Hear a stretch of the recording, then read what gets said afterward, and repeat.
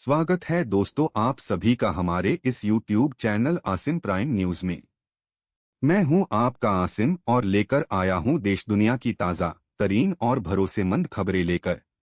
लेकिन आपने अभी तक हमारे इस YouTube चैनल को सब्सक्राइब नहीं किए हैं तो सब्सक्राइब जरूर कर ले ताकि देश दुनिया की खबरें सबसे पहले आप तक पहुंच सके। तो आइए शुरुआत करते हैं। ईरान, इजराइल और अमेरिका जैसे देशों से निकलकर आई है बड़ी अपडेट और हमारे सहयोगी जुड़ चुके हैं अशोक कुमार पांडे और स्वागत करते हैं अशोक कुमार जी का आज की सबसे बड़ी खबर देने के लिए है। देखिए ये पूरी रिपोर्ट। शुरुआत कीजिए अशोक कुमार जी। तूफान के पहले का माहौल कैसा होता है? बड़ी खामोशी होती है। कुछ कुछ कहीं कहीं से आपको तूफान के अंदेशे लगते हैं और कुल मिला जुलाकर मामला पूरा ऐसा होता है कि तूफान आने से पहले कहा जाता है खास तरह की खामोशी होती है। मिडिल ईस्ट में तूफान आने वाला है कि नहीं आने वाला है, ईरान में जंग शुरू होने वाली है या नहीं होने वाली है, ये कह पाना बहुत मुश्किल है। लेकिन तूफान के पहले वहां खामोशी नहीं सुनाई दे रही, धमकियां सुनाई दे रही हैं और तमाम तरह की बातें सुनाई दे रही हैं। एफटी ने, जो फाइनेंशियल टाइम्स है, उसने एक रिपोर्ट छापी है और वो रिपोर्ट ईरान के 2 ऑफिसर्स की है। इस रिपोर्ट पर बात करूं उसके पहले आपको मुस्तफा खामनेई का एक बयान याद दिला दूं जिसमें उन्होंने कहा था कि अगर दोबारा जंग शुरू होती है तो यह केवल मिडिल ईस्ट तक महदूद नहीं रहेगी, केवल गल्फ तक महदूद नहीं रहेगी, यह गल्फ के बॉर्डर्स के पार जाएगी। उस समय भी मैंने इसको डिस्कस किया था और डिस्कस करते हुए आपको बताया था कि उनका इशारा 2 मुल्कों की तरफ हो सकता है, बुल्गारिया और साइप्रस। क्योंकि बुल्गारिया और साइप्रस ऐसे मुल्क हैं जहां पर एक तो अमेरिकन बेसेस हैं और दूसरा इजराइल का सपोर्ट है। साइप्रस में तो बहुत सारे इजरायलियों ने जमीन खरीदी है और वहां अपने इलाके बसा लिए हैं। अब एफटी की जो रिपोर्ट्स है वो ईरान के 2 ऑफिसर्स के हवाले से ठीक यही बात कह रही है। यह रिपोर्ट कह रही है कि अगर जंग दोबारा शुरू होती है तो बुल्गारिया और साइप्रस में अमरीकी और यूरोपियन और इजरायली जो ठिकाने हैं उनके ऊपर हमला हो सकता है।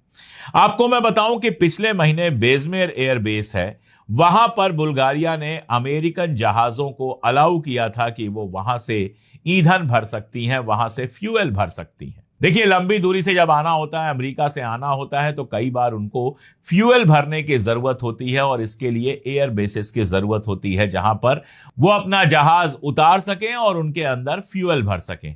स्पेन से यही डिमांड की गई थी कि स्पेन में हम जहाज उतारें और वहां पर फ्यूल भर लें, लेकिन स्पेन ने बिल्कुल, पेड्रो सांचेज ने बिल्कुल मना कर दिया था कि नहीं, ईरान पर हमले के लिए स्पेन के किसी एयरबेस का इस्तेमाल नहीं किया जा सकता। बुल्गारिया ने यह इस्तेमाल करने की इजाजत दी है। इसके अलावा अगर साइप्रस को आप देखेंगे तो पिछले मार्च में वहां पर एक बरतानवी सैन्य अड्डा था, ब्रिटेन का एक आर्मी का अड्डा था, जहां पर ड्रोन से अटैक हुआ था और सवाल पूछा गया था कि क्या यह अटैक ईरान ने किया है। अब पिछली बार ईरान ने अटैक किया था या फॉल्स फ्लैग था, हम नहीं जानते अभी तक, क्योंकि किसी ने दावा नहीं किया। लेकिन इस बार ईरान की तरफ से यह बयान नहीं आया है। एफटी से बात करते हुए 2 ऑफिसर्स ने कहा है कि अगर इस बार जंग शुरू होती है तो न केवल खाड़ी के मुल्कों में अमेरिकन एयर बेसिस पर हमला होगा, बल्कि बल्गारिया और साइप्रस जैसे जो मुल्क है या फिर कोई और मुल्क अगर ऐसा होगा जो अमेरिका को अपने एयर बेस इस्तेमाल करने के लिए देगा तो हम उसके ऊपर भी हमला करेंगे। यह बात तो मैंने कल ही आपको बता दी थी। आज जब मैं बैठा हूं तो 20 तारीख है, 20 अगस्त है। 19 अगस्त के वीडियो में मैंने यह बात आपको बताई थी कि इस बार ईरान का कहना है कि वो डिफेंसिव नहीं ऑफेंसिव होगा, यानी इंतजार नहीं करेगा कि पहले हमारे ऊपर अटैक हो जाए फिर हम पलटकर अटैक करेंगे, बल्कि खुद पहले अटैक कर सकता है। तो ये जो रिपोर्ट है और ये जो बल्गारिया और साइप्रस का नाम लिया गया है, ये एक चेतावनी भी हो सकती है कि आगे अगर तुमने इस्तेमाल करने दिया तो भी हमला हम कर सकते हैं। और अगर ऐसी कोई प्लानिंग बनाई और हमें पता चला, अगर हमारे सोर्सेस से हमें पता चला कि तुम अमेरिका की मदद करने वाले हो, तो तुम्हारे ऊपर हम सीधा अटैक कर सकते हैं। इसके अलावा ईरान की जो अगली प्लानिंग है वो फाइबर ऑप्टिक इंटरनेट केबल्स को निशाना बनाने की है। यह भी मैं आपको डिटेल में बता चुका हूं। एफटी में जो रिपोर्ट छपी है वो मैं पहले ही आपको बता चुका हूं कि ईरान का जो स्ट्रेट ऑफ होर्मुज है उससे दुनिया भर की इंटरनेट केबल्स जाती हैं जो फाइबर ऑप्टिक की बनी हुई होती हैं। अब देखिए, हम बैठे यहां हैं और आप हो सकता है कतर में बैठ के हमें सुन रहे हो, आप हो सकता है दोहा में बैठ के हमें सुन रहे हो, आप हो सकता है यूएई में बैठ के हमें सुन रहे हो, या सऊदी में बैठ के हमें सुन रहे हो, या न्यूजीलैंड में सुन रहे हो, ऑस्ट्रेलिया में सुन रहे हो। इस तरह से मैसेजेस आते रहते हैं कि हम यहां से सुन रहे हैं, हम वहां से सुन रहे हैं, बड़ा अच्छा लगता है सुनकर। ये बातें जो पहुंचती हैं वो इंटरनेट से पहुंचती हैं, लेकिन इंटरनेट के लिए चाहिए होता है तार। अब आसमान में तो इतना बड़ा तार बिछाया नहीं जा सकता, तो समंदर में, समंदर के नीचे ये तार बिछाया जाता है, और ये तार स्ट्रेट ऑफ होर्मुज से भी गुजरते हैं। ईरान का यह कहना है कि अगर जंग हुई तो हम इन तारों को काट देंगे, इन तारों को तबाह कर देंगे, जिससे दुनिया भर में जो इंटरनेट की सर्विसेज है वो पूरी की पूरी डिस्टर्ब हो जाएंगी।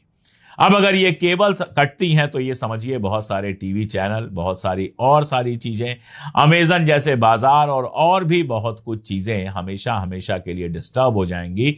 उनको दोबारा बनाने में महीनों महीनों का वक्त लग सकता है। तो ईरान का बहुत साफ कहना है कि आप हमें डिस्टर्ब करेंगे, आप हमारे ऊपर इकोनॉमिक सैंक्शन लगाएंगे तो ठीक है, हम आपकी इकॉनमी को तबाह करेंगे। एक तरफ तेल की प्राइस बढ़ेगी, दूसरी तरफ गल्फ के अंदर आपका सामान नहीं आएगा, और तीसरी तरफ हम इंटरनेट केबल्स काट देंगे, जिससे आपका बिजनेस ठप हो जाएगा। जहां तक इकोनॉमिक सैंक्शन का मामला है, एक जरूरी बयान आया है। ईरान में जो एक एनवाय रहे हैं, अमेरिका के राजदूत रहे हैं रॉबर्ट मॉली, उन्होंने कहा कि ये जो इकोनॉमिक डूम डे ट्रंप घोषित कर रहा है कि और ज्यादा हम सैंक्शन लगा देंगे, इससे कुछ नहीं होने वाला है, बल्कि एक ईरान के ऊपर और सैंक्शन लगाना या इकोनॉमिक प्रेशर जो पैदा करना है वो एक नाकाम टैक्टिस हो सकती है, उससे और ज्यादा नुकसान हो सकता है। उन्होंने एक्स पर एक ट्वीट किया और लिखा कि अगर इकोनॉमिक दबाव काम नहीं कर रहा है, अगर इकोनॉमिक प्रेशर पहले से काम नहीं कर रहा है, तो और ज्यादा बढ़ा देने पे काम करने लगेगा। ये बेवकूफी के अलावा और कुछ नहीं है। और उन्होंने दो चीजें और लिखी हैं। पहली ये कि ईरान की जो लीडरशिप है वो किसी भी हालत में हथियार नहीं डालेगी, और दूसरी बात कि इसका नुकसान, सबसे ज्यादा नुकसान जाहिर तौर पर ईरान की आम जनता को उठाना पड़ेगा। लेकिन वो ये लिखना भूल गए हैं कि ईरान की जनता को जो नुकसान होगा उसमें भागीदारी और साझेदारी अमेरिका की जनता को भी करनी पड़ेगी, और जो गल्फ नेशंस हैं उनकी आवाम को भी उसमें हिस्सेदारी करनी पड़ेगी। उनको भी दुनिया भर की मुश्किलात उठानी पड़ेंगी। जैसे जैसे तेल का प्राइस बढ़ेगा वैसे वैसे अमेरिका में प्रॉब्लम बढ़ेगी, ये तो हम जानते हैं।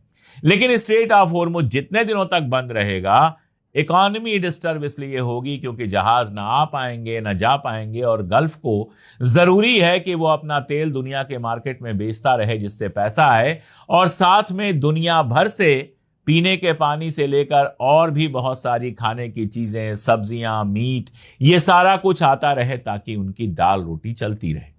उनके लिए भी यह दिक्कत है कि अपने खाने की चीजें खुद पैदा नहीं करते।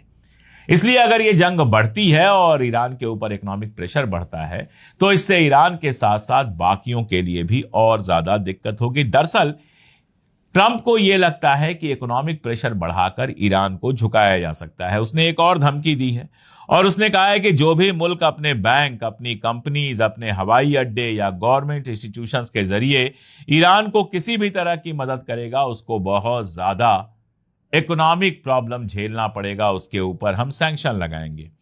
अरागची ने इसका जवाब दिया और कहा कि दरअसल अमेरिका में जो प्रॉब्लम चल रही है उससे ध्यान हटाने के लिए दूसरे देशों पर जो इस तरह की बात ट्रंप कर रहा है वो एक तरह का आर्थिक आतंकवाद है।